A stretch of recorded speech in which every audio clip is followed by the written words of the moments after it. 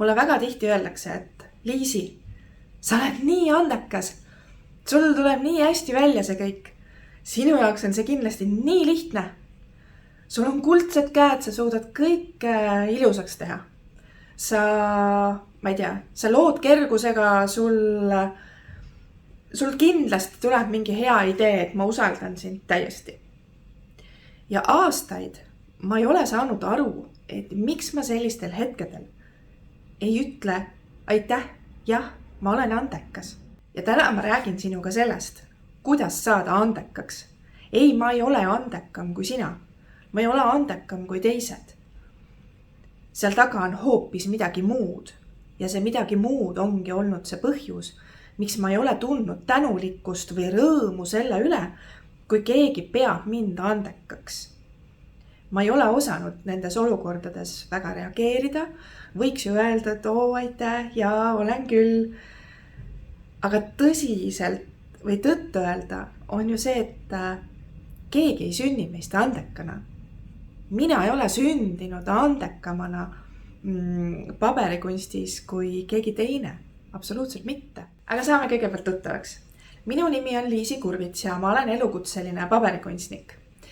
Ma olen brändi ja ettevõtte Lilleli asutaja ja loon siis põhitööna iga päev ilu. Mul on olemas ka siis oma stuudio Tallinnas Ajande tänaval ja mul on tänaseks ka siis palgatöötaja, siis kes aitab mul teha neid imelisi tellimusi, mis mulle tuleb. Lisaks sellele olen ma ema 2 pojale. Minu pojad on hetkel siis 7-aastaseks kohe saav ja 5,5. Ja ma alustasin ettevõtlusega 4,5 aastat tagasi, nii et sellel aastal ma saan tähistada juba 5.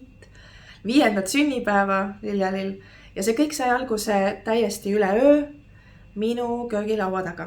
Nii et ma olen siis 4,5 aastaga jõudnud oma köögilaua tagant meisterdades stuudiosse, kus ma siis olengi käsitööettevõtja ja tööandja ja meil ongi igapäevaselt väga palju ägedaid tellimusi.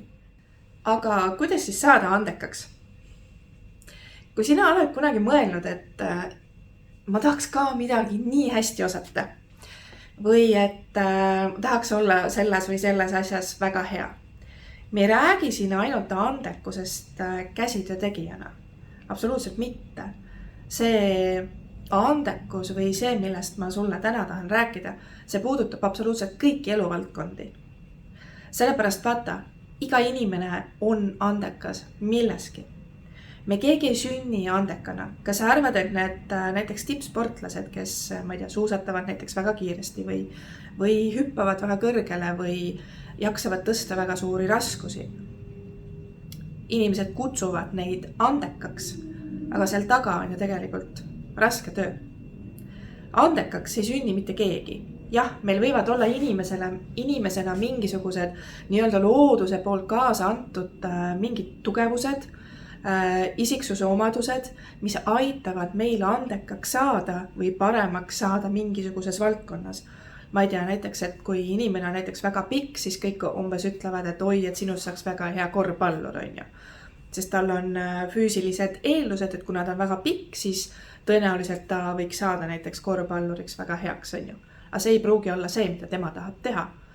Või kui vastupidi inimene näiteks mingi hästi lühike, on ju, ma ei tea, jookseb hästi kiiresti, on ju, ma ei tea, jalgpalluriks, on ju, või mis iganes.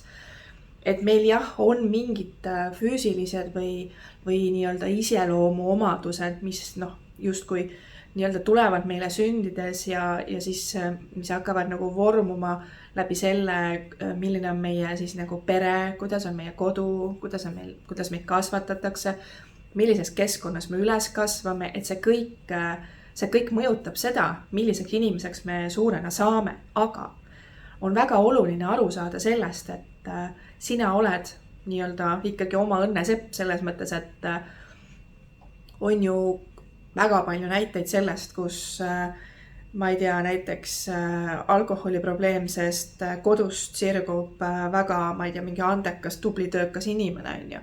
Või kuskilt väga vaesest perest kasvab välja inimene, kes on väga-väga rikas, kes suudab jõukuse nagu oma ellu tuua, eks ole. et see tegelikult ei ole vahet, kus koolis sa õpid või kus keskkonnas sa kasvad või mis inimestega suhtled. Kui sulle ei meeldi see, mis sinu ümber praegu on, siis seda muuta saad ainult sina. Sina saad otsustada, et ma soovin nüüd teha teistmoodi ja sa eemaldud näiteks nendest sõpradest, kes tõmbavad sinu motivatsiooni maha, kes ei usu sinusse, kes ma ei tea, viivad sind näiteks halvale teele. See on sinu valik. See on sinu valik ja otsus.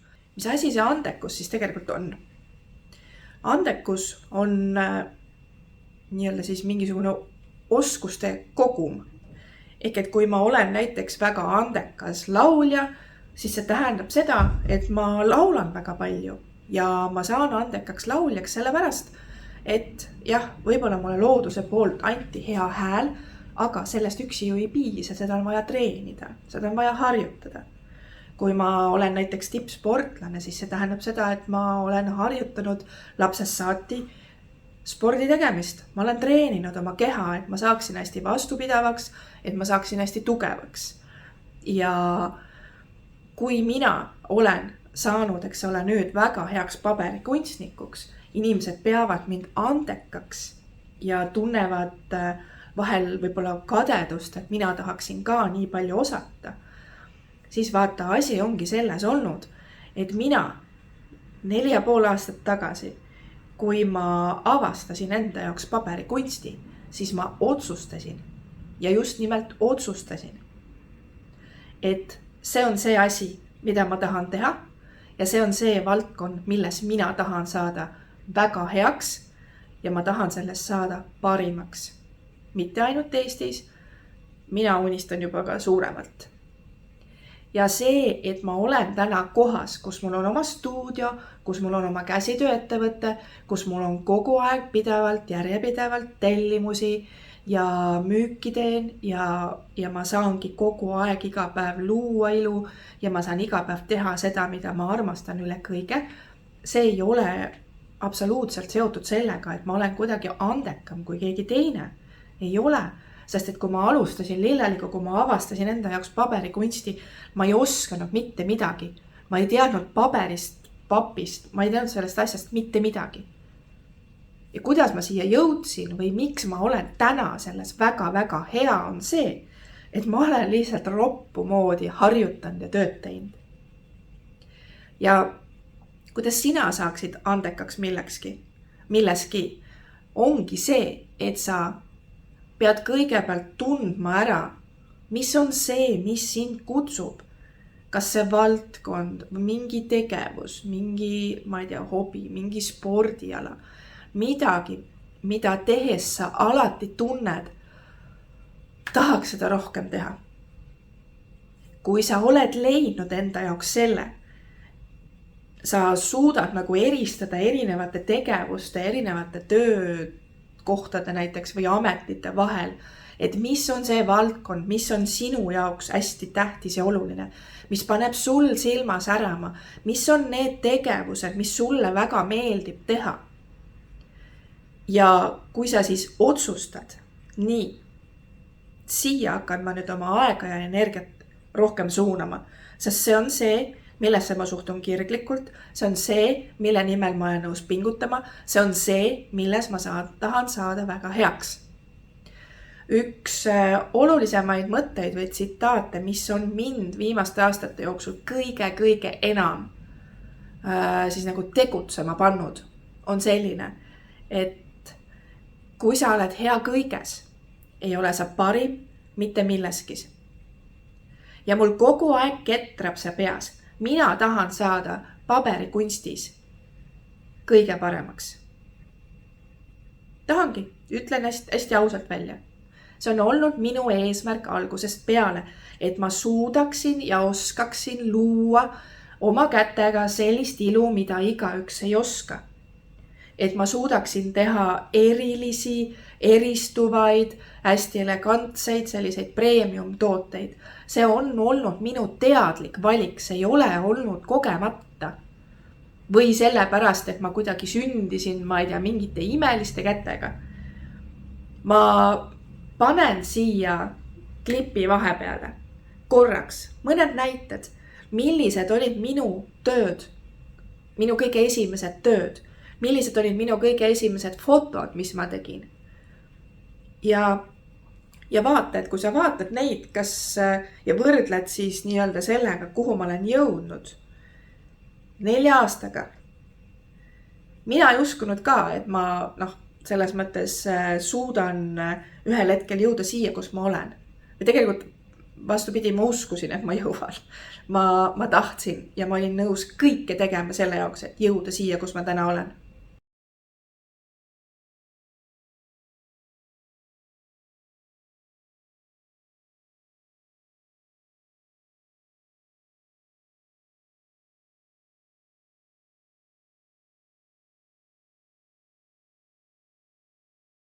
Kui sa näed nüüd neid pilte, et kust ma alustasin ja kuhu ma olen jõudnud, ma loodan, et sa näed, et seal on päris suur vahe. Ma ei olnud andekas paberikunstis, absoluutselt mitte.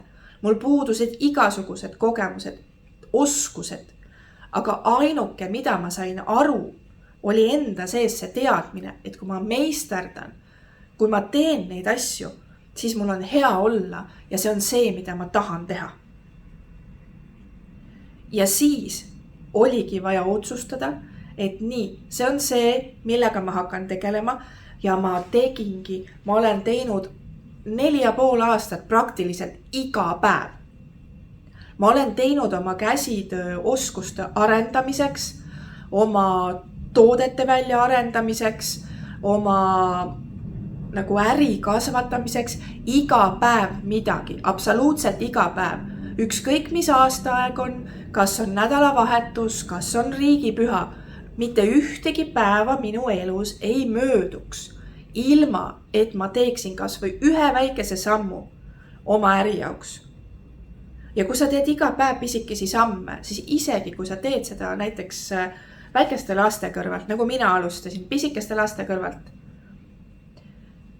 või kui sa teed seda palgatöö kõrvalt, siis pisikeste sammudega olles järjepidev ja fokusseerida oma energia ja aeg ühte kohta, ühe oskuse arendamiseks, siis sa jõuad aastaga ikkagi päris kaugele. Ja siin ongi nüüd minu siis nii-öelda soovitused, et kuidas sina andekaks saaksid. Esimene, sul on vaja leida enda sees üles see teema või see valdkond või see amet või see oskus või see hobi, mingisugune tegevus, mis paneb sul silma särama.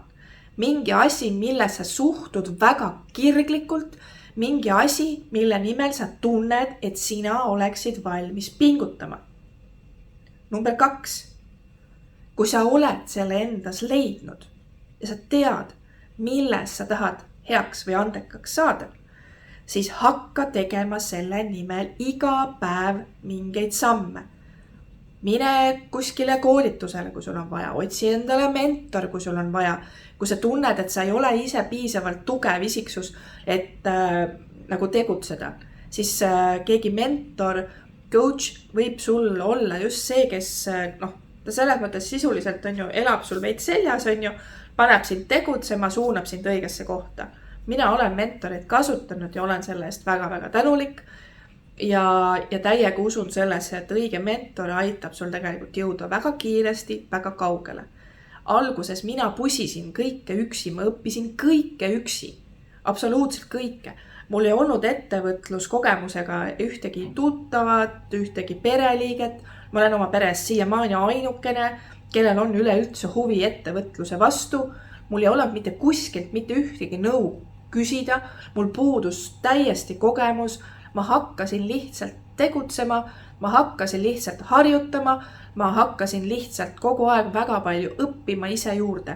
Sul on tänapäeva internetimaailmast meeletult palju informatsiooni ükskõik mis valdkonna kohta. Ainuke asi, mis sul peab olema, on see soov ja see fookus, et see on see, milles ma tahan saada heaks. Ja ülioluline on sõna fookus.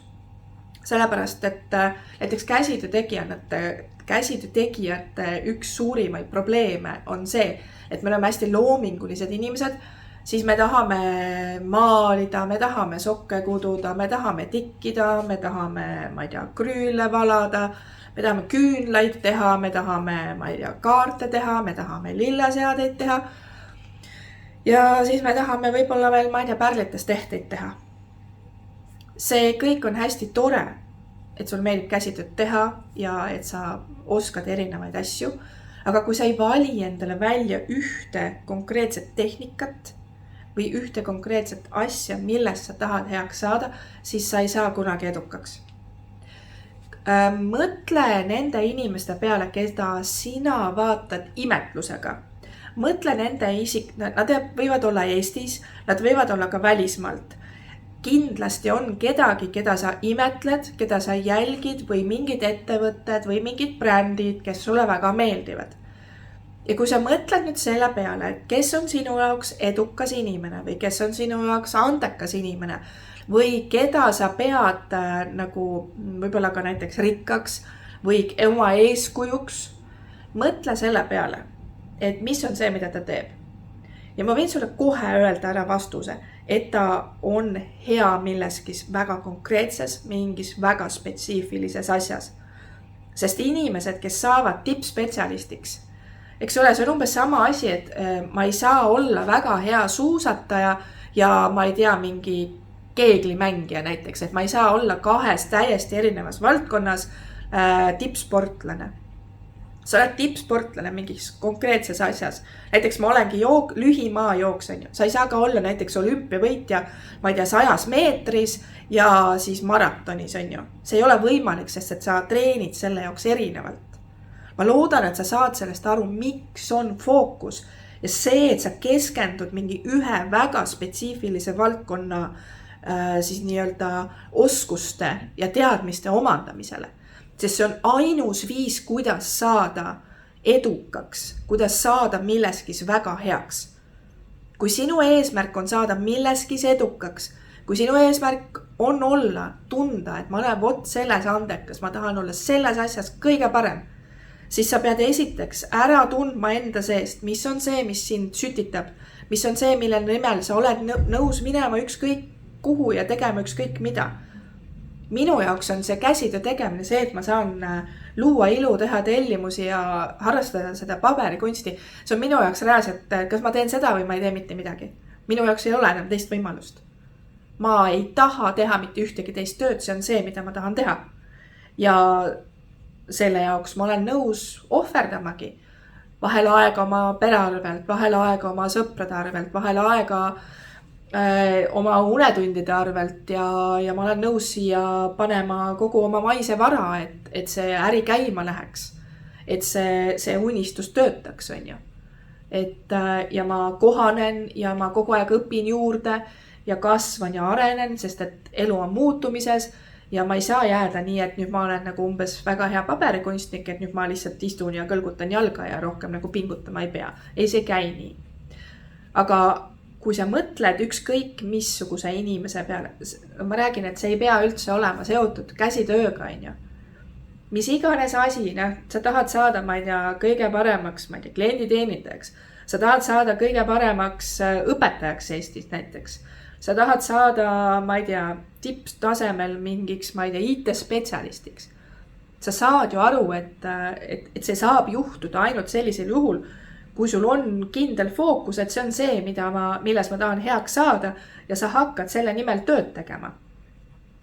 See on see, mida sa hakkad harjutama ja sa jätad teised asjad kõrvale. Niimoodi saadakse andekaks ja niimoodi saadakse milleskis väga heaks. Et sul on fookus, sa tead, milles sa tahad heaks saada ja siis sa teed selle nimel tööd. Iga päev mingi vähemalt ühe väikese sammu, et sa saaksid ühel päeval öelda, ma olen selles väga hea, ma olen selles andekas ja ma olen täiega ära teeninud selle tähelepanu ja edu ja ma ei tea, rikkuse, mis sellega kaasneb, sest ma olen selle nimel vaeva näinud. Ma loodan, et sa said siit natukene paremini aimu, et miks võib-olla ei ole alati kõige mõistlikum inimestele öelda, sa oled nii andekas, sul tuleb see kõik nii lihtsalt välja. Ei tule. Ma olen siga palju vaeva näinud. Ma olen lihtsalt nii palju pingutanud ja tahtnud seda kõike. Ja teinud asju, mida ma ei ole julgenud. Olen oma hirmudest üle läinud selle nimel, et saada selles väga heaks. Nii et ma loodan, et võib-olla sa järgmine kord natuke mõtled selle peale, kui sa tahaksid kellelegi öelda, et kuule, sa oled nii andekas või sul tuleb see nii lihtsalt välja. Tal tuleb see võib-olla nüüd lihtsamalt välja, aga see on ainult sellepärast, et tal on enne seda olnud väga raske. Ta on väga palju pingutanud, ta on väga palju õppinud, ta on väga palju vaeva näinud selle jaoks, et täna ma saaksin öelda, ma olen parim, ma olen väga hea. Ja sina saad ka olla väga hea milleskis. Ja just täpselt selles asjas, mis sa tahad. Aga tähtis on see, et sa lähed jahtima seda asja, mis on sinu jaoks kõige südame lähedasem. Sest et kui sa lähed jahtima mingit eesmärki või mingit oskust või mingit valdkonda, milles saadad tippspetsialistiks ja see ei ole tegelikult see, mida sa naudid või mis on nagu sinu jaoks päriselt nagu oluline ja tähtis teema, siis sa ei jõua sellega väga kaugele, sa lõhud ennast ära, sest see teekond on raske, see ei käi üle öö, see võtab aega. Ja selleks, et sul oleks kogu aeg see sisemine motivatsioon, see sisemine põlemine, ongi ülioluline, et see teema, see valdkond, milles sa tahad saada heaks, on sulle südame lähedane, see on sulle oluline, see on sulle tähtis. Ja iga inimene saab saada andekaks. Ükskõik milles. Aga see vajab mingeid ohverdusi. See vajab mingit pingutust, iseenesest ei juhtu midagi ja keegi meist ei sünni andekana. Ja kui sul nüüd tekkis huvi, et millist ilu ma siis loon või milles ma andekas olen, siis tule vaata Lilleli Facebooki või Instagrami lehti. Ma panen video alla sulle lingid, et sa jõuaksid ilusasti õigesse kohta.